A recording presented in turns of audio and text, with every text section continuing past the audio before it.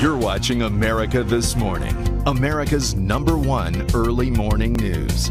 This one making news this morning, an awkward sit-down between President Obama and Russia's Vladimir Putin.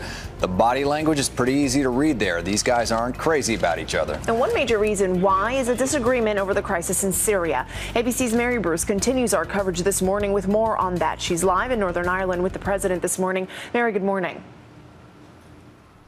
Good morning, John. Good morning, Diana.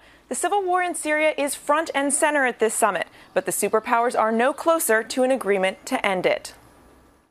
This morning, as the leaders of the major economic powers meet here in Ireland, the focus is Syria. In a new interview with Charlie Rose for PBS, President Obama fired back at criticism that sending weapons to Syrian rebels is not enough. If you haven't been in the Situation Room, pouring through intelligence and meeting directly with our military folks and asking what are all our options and examining what are all the consequences, unless you've been involved in those conversations, then it's kind of hard for you to understand the complexities of the situation and how we have to not rush into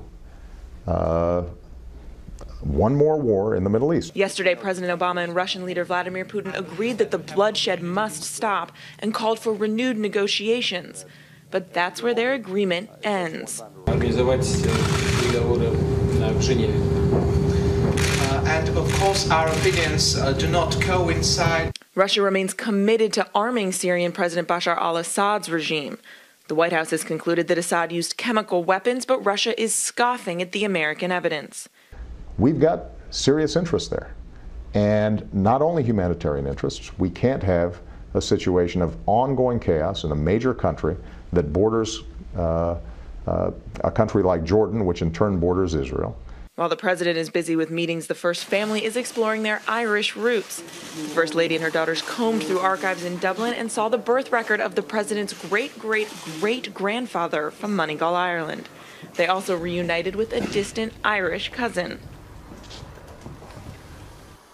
Later today, the president will travel to Germany, where tomorrow he'll meet with the president and the chancellor and deliver a speech at the historic Brandenburg Gate. John and Diana?